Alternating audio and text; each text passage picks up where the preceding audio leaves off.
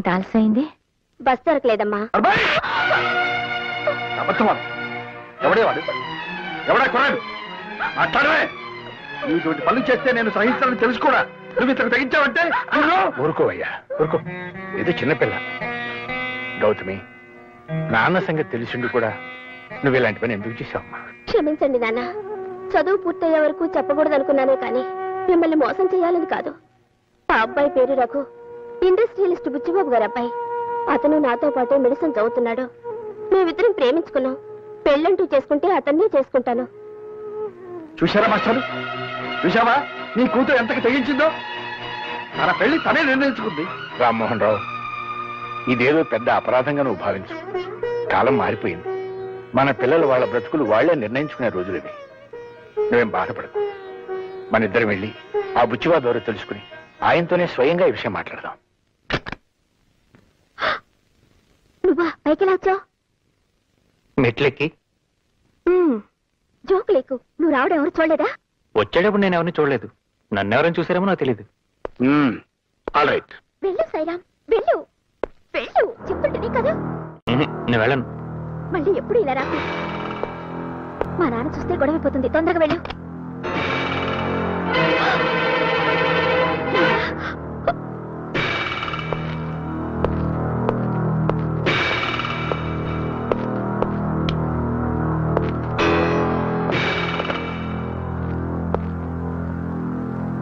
నా పేరు సాయిరాం అండి.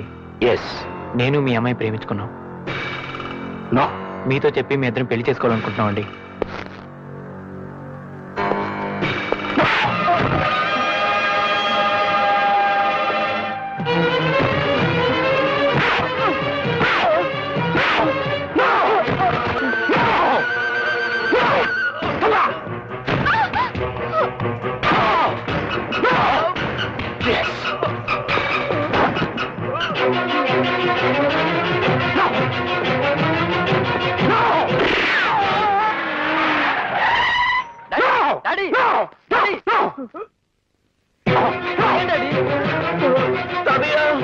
ఏమైంది?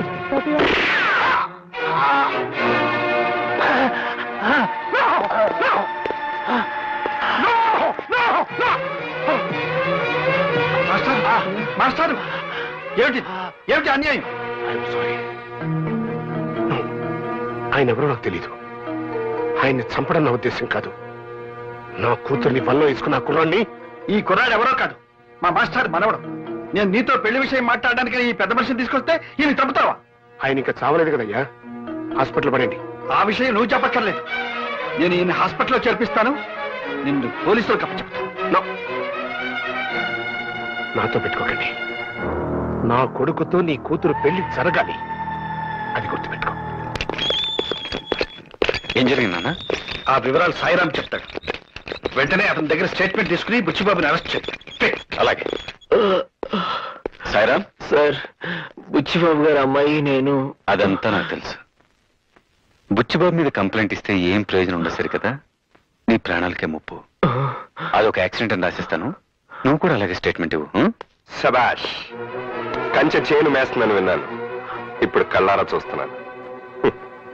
పాప నాన్నగారు నిన్ను నమ్మి కేసు అప్పగించారు. సాయిరాం ప్రాణాలకి ఏ ముప్పు రాకుండా నేను చూసుకుంటాను. నువ్వేం వరీ కావద్దు. సాయిరాంతో స్వయంగా నేనే కోర్టులో కంప్లైంట్ ఇప్పిస్తాను. నువ్వు వెళ్ళి బాస్ బుచ్చిబాబుతో చెప్పుకో. సాయిరామని నీకు అప్పగిస్తున్నాను. ఇక మీదట వాడి బాధ్యత అంతా నేనే.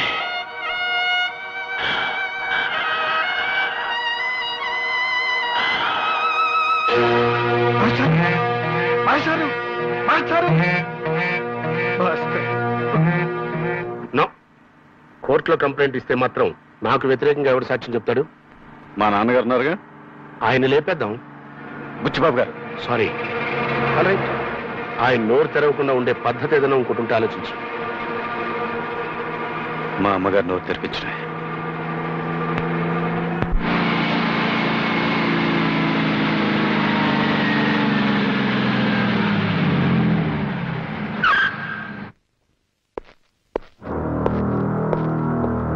నమస్కారం అమ్మా. నా పేరు బుచ్చిబాబు. నన్ను చూసి మీరేం బెదిరిపోవక్కర్లేదు. నేనేం హంతకుని కాదు, నో. కానీ హత్య చేశాను. సినిమాల్లో రక్తపాతం చూస్తేనే మూర్చిపోయే నేను గోపాలకృష్ణ గారిని హత్య చేస్తానా? No no. ఆయన అడ్డుగా వచ్చాడు, ప్రాణాలు పోగొట్టుకున్నాడు. కోట్లు కుమ్మరిచ్చి అల్లుణ్ణి కొనుక్కోగలిగిన నాకు ఆప్తాలో సాయిరామ్ గారు వచ్చి అల్లుడు అవుతాను అంటే టాలరేట్ చేయలేకపోయాను. అందుకే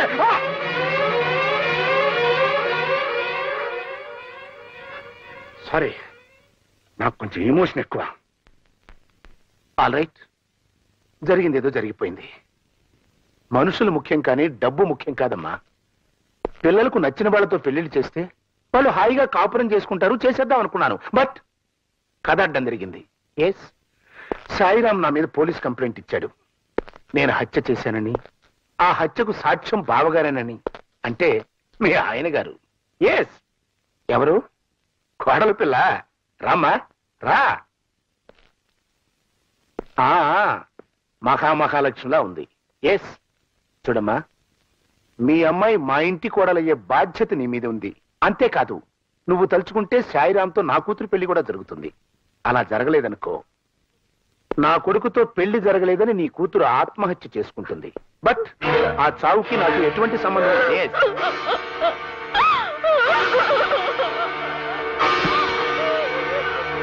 ఇవన్నీ జరగాలంటే నేనేం చేయాలి?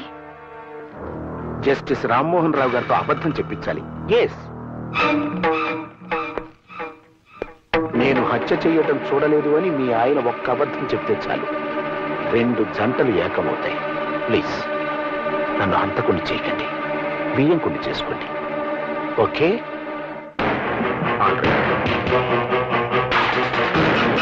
రండి బాబు రండి. పద.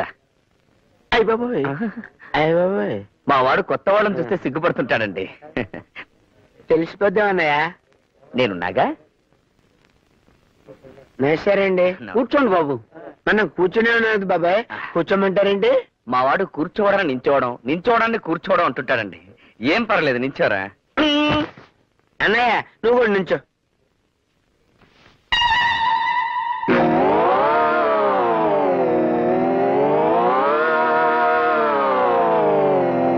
అయ్య బాబాయ్, అలా కూర్చుండిపోయింటన్నయ్య, నిలబడు, పర్వాలేదు, నించో.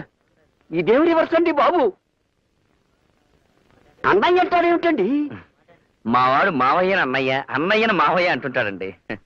మందు కసకందిశ్రమని అన్నయ్య. నాన్నగారు, పెళ్లి కూతురు మంచి కసక్లా ఉందండి. ఊరి నీ కసక్కు పూల, ఆమె పెళ్లి కూతురు తల్లిరా. అయితే నా కసక్ని వెంటనే ఇక్కడ తీసుకురండి. కసక్ ఏమిటండి? కసక్ అంటే పెళ్లి కూతురండి. వాడు జోకేస్తుంటాడు. తీసుకురండి పెళ్లి కూతుర్ని. అమ్మాయిని తీసుకురావే. పెద్ద కసక్ లాగా ఉందండి మేనల్డు.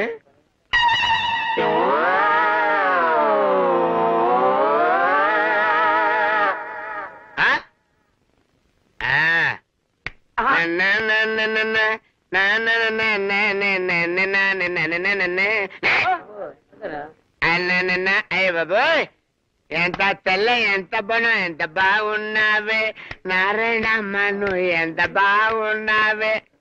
అయ్య బాబోయ్, ఎర్ర చీర కట్టావే నారాయణమ్మ, నువ్వు పూలరేఖ వేసావే. అయ్య బాబోయ్, మల్లెపూలు పెట్టావే నారాయణమ్మ, నువ్వు మల్లెపూలు పెట్టావు. మల్లెపూలు పెట్టావు తప్పనే, మల్లెపూలు పెట్టావు నారాయణమ్మ, నిన్ను పెళ్ళైతే భూషణం భూషణం, పెళ్ళైతే భూషణం భూషణం. నీకు పెళ్లి చేస్తే బాగుపడతావని నీ చెల్లెలు బ్రతమాలితే నేను ఇక్కడ తీసుకొచ్చాను. నా పరువు తీసావు కదరా. ఒక పాట పెట్టేస్తాను. నువ్వు నాన్నగారితో మాట్లాడడం తప్ప వేరే మార్గం లేదమ్మా.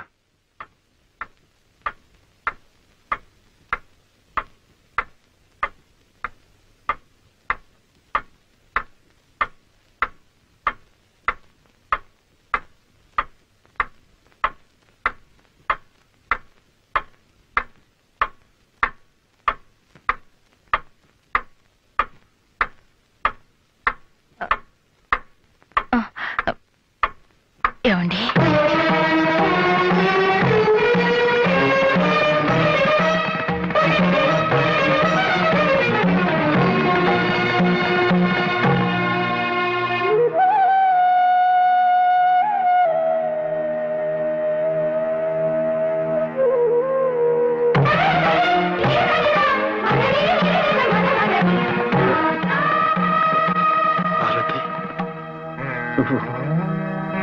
నన్ను పిలిచావా? అవునండి. చిన్నప్పటి నుంచి నేను దైవంగా చూసుకుంటున్న మా మాస్టర్ పోయారని ఈ తీయటి మాటలతో నన్ను ఓదార్చడానికి ఎన్నాళ్ల తర్వాత నోరు తెరిచావా పార్వతి? మాస్టారు పోయారు గాని ఆయన మనవడున్నాడు. ఆ మనవడు బాధ్యత మీ మీద ఉంది. నేను ఇన్ని సంవత్సరాలుగా మీతో మాట్లాడకపోవడానికి కారణం గుర్తుందా? మీరు చెప్పిన ఒక్క నిజం, బిడ్డ ఇంట్లోనే ఉన్నాడన్న నిజం మీరు పోలీసులకు చెప్పడం వల్ల నా బిడ్డ నాకు కరువయ్యాడు. ఆ బాధతో నా నోరు మూతపడిపోయింది. ఇప్పుడు నేను తిరిగి నోరు తెరిచింది అలాంటి నిజం మీతో చెప్పించకూడదనేనండి.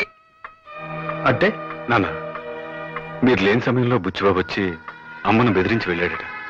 నువ్వు ఇంకా ఆ బుచ్చిబాబుని అరెస్ట్ చేయలేదా? నేనే వద్దని ఆపాను మావయ్య గారు. అత్తయ్య గారు కూడా వద్దన్నారు. ఎందుకని? మీరంతా అతని బెదిరింపులకు జడిసిపోయారా?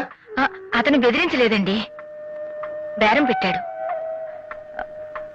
మీరు కోర్టులో సాక్ష్యం చెప్పకపోతే వాళ్ళ అమ్మాయితో సాయిరాం పెళ్లి జరిపిస్తానన్నాడండి. అంతేకాదు, మన అమ్మాయిని తన కోడలుగా చేసుకుంటానన్నాడు. ఆహా, అందుకోసం ఇప్పుడు నేను అబద్ధం ఆడాలి అంతేగా పార్వతి? అది కాదండి మావయ్య గారు, అత్తయ్య గారు చెప్తుంది బుచ్చిబాబు మీద జాలితో కాదు. అవునన్నా. అదే మాస్టర్ గారి మనవడి పెళ్లి జరిపించడం కూడా మీ బాధ్యతే కదా మావయ్య గారు. ఒక పోలీస్ ఆఫీసర్గా నేను ఇది ఒప్పుకోను గానీ, మాస్టర్ని అమితంగా గౌరవించే మీ బిడ్డగా, ఓ చెల్లెలికి అన్నగా ఇది తప్పదేమో అనిపిస్తోంది నాన్న. ఏమండి, మన మధ్య ఎన్నేళ్ల నిశ్శబ్దం తర్వాత నేను నోరు తెరిచి అడుగుతున్న ఈ వరం కాదనకండి. పార్వతి,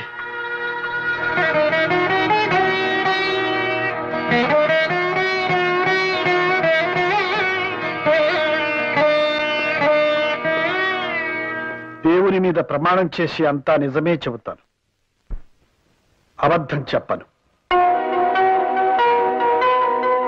చూడండి రామ్మోహన్ రావు గారు, బుచ్చిబాబు గారింట్లో రిటైర్డ్ ప్రిన్సిపల్ గోపాలకృష్ణయ్య గారి మనవడు సాయిరాం తన మీద జరిగిన హత్యా ప్రయత్నంలో తన తాతగారు గాయపడి ఆ తర్వాత మరణించారని, ఆ సంఘటన చూసిన ప్రత్యక్ష సాక్షి మీరేనని తన రిపోర్ట్లో పేర్కొన్నాడు. అది మీరు చూశానంటారా, చూడలేదంటారా? అనను. ఆ రోజు మీరు అక్కడ ఉన్నానంటారా? అనను. లేనంటారా? నేనేమీ అనదలుచుకోలేదు. అదేలాగండి, విట్నెస్ బాక్స్ లో మౌనంగా నుంచుని కోర్టు వారికి సాక్ష్యం చెప్పకపోవడం ఐపీసీ 202 సెక్షన్ ప్రకారం నేరమని నాకు తెలుసు. మీలాంటి కుర్రలాయర్లని వేల సంఖ్యలో చూసి రిటైర్ అయిన జడ్జి. కానీ మీరు చెప్పిన సెక్షన్ ప్రకారం నన్ను నేరస్తుడిగా నిరూపించాలంటే నేరం గురించి నాకు తెలిసి కూడా నేను సాక్ష్యం చెప్పడం లేదని మీరు నిరూపించాల్సి ఉంటుంది. అసలు ఆ హత్య జరిగిందంటారా? సాయిరామని నీకు అప్పగిస్తున్నాను. ఇక మీదట వాడి బాధ్యత అంతా నేనే. నన్నేమీ అడగద్దు please. That's all your honour. నేను న్యాయశాఖ మంత్రిని కాకముందు నుంచి జస్టిస్ రామ్మోహన్ రావు గారిని ఎరుగుదును. సత్యమేవ జయతే అన్న మహాత్ముని సందేశాన్ని తన జీవిత విధానంగా మార్చుకున్నారనే విషయం మనందరికీ తెలుసు. కర్ణుడికి కవచకుండలాగే శ్రీ రామ్మోహన్ రావు గారికి నీతి, నిజాయితీ, న్యాయం, ధర్మం పుట్టుకతో వచ్చిన ఆభరణాలు అంటే అతిశయోక్తి కాదు. ఎవరు మీరు?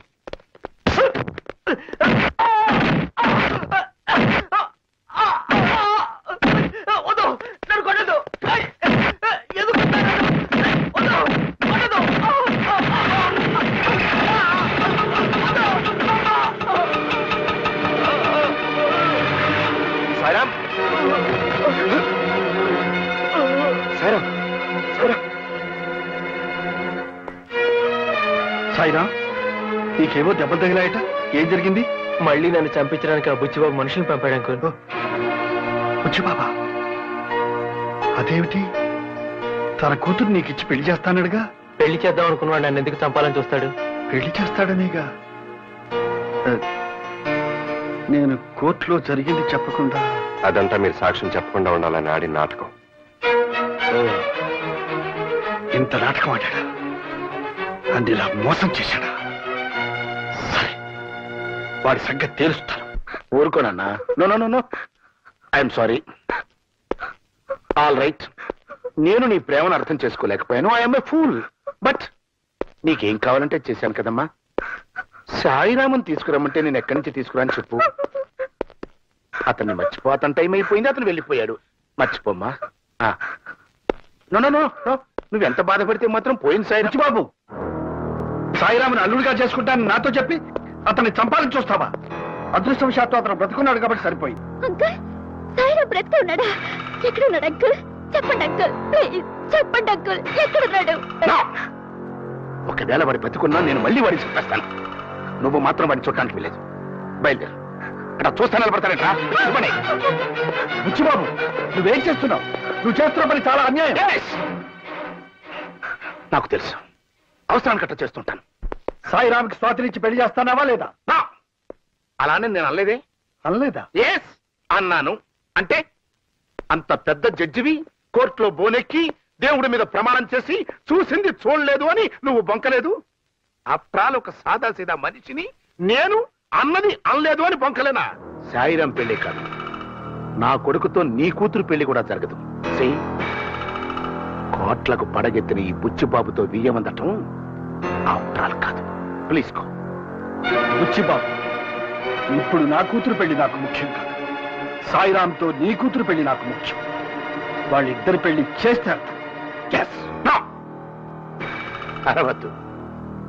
నిన్నటిదాకా నీ మీదున్న గౌరవం కోర్టులో నువ్వు చెప్పిన సాక్ష్యం విన్న తర్వాత పూర్తిగా పోయింది.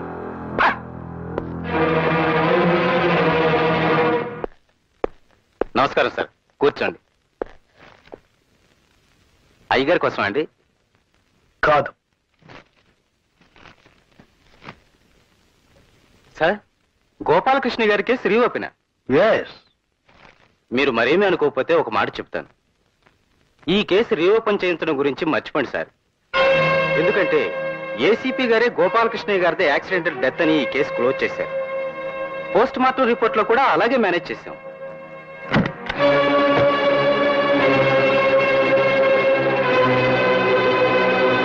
ఏమండి ఏసీపీ గారు, మీ డిపార్ట్మెంట్ ఇచ్చేది చాలక బుచ్చిబాబు దగ్గర నెలకు జీతం ఎంత పుచ్చుకుంటున్నారు? అది ఇంతవరకు ఎంత లంచం పుచ్చుకున్నారు? ఏమండి, ఏం చేశాడండి? ఏం చేశాడా? నీ పెద్ద కొడుకునే అడుగు. చిన్నవాడు చెడ్డవాడు అనుకుని ఇంట్లో వచ్చి తరిమేశాను.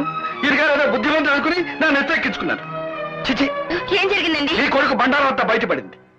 వీడు నేరస్తులకి కూలీకోడ్లకి గొడుగు పెట్టి లంచాలు పుచ్చుకుంటున్నాడు. మనల్ని దగ్గర చేసి మంచివాడిగా నటిస్తున్నాడు. ఇన్నేళ్లు నేను పెంచుకున్న నమ్మకాన్ని వమ్ము చేశాడు. మనల్ని మోసం చేశాడు. పార్వతి, ఏంటమ్మా నేను చేసిన తప్పు? ఆయన కొడుకు పుట్టడమా? నేను నా పిల్లల పిల్లలు సంతోషంగా ఉండాలనుకోవడమా? నీతి నిజేత అని చెప్పి ఆయన ఏం సంపాదించాడు? ఈ ఇల్లు కూడా వాళ్ళ నాన్నగారు సంపాదించింది, మీ ఆయన సంపాదించింది కాదు. ఇవాళ నేను ఏసీపీగా ఉన్నానంటే కారణం అది మీ ఆయన చెప్పించిన చదువు కాదు. లంచాలు ఇచ్చి నేను కొనుక్కున్నాను. ఆ లంచాలు ఇవ్వడం నేను లంచాలు పుచ్చుకున్నాను. తప్పు కాదురా, చాలా గొప్ప పని చేశావు. తప్పో గొప్ప అమ్మా, ఆ రోజు నీ ఆపరేషన్ ₹1,00,000 అవసరమైతే ఎవరు తీసుకొచ్చారు? నేను తీసుకొచ్చాను. అది ఎప్పుడు చెప్పావుగా? మీరు ఒప్పుకోని ఆ రోజు అలా చెప్పాను. ఈ రోజు నిజం చెప్తున్నాను. ఆ డబ్బు అలా సంపాదించిందే. మీ మాట వింటే రిటైర్ అయ్యే నాటికి ఎస్ఐగానే ఉండేవాడిని. చీచి చీచి, వీడి మాటలు వినడానికే నాకు అసహ్యంగా ఉంది. పార్వతి, వీడికా ఇక్కడే ఉంటే నేనేం చేస్తానో ఏం మాట్లాడతానో నాకే తెలియదు. పొమ్మను, వాడిని ఇంట్లో నుంచి బయటికి పొమ్మను.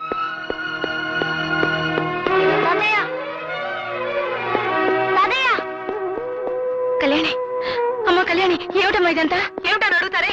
ఈ ఇంట్లోంచి వెళ్ళిపోమన్న తర్వాత ఇంకా ఇక్కడే ఉంటాం అనుకుంటున్నారా?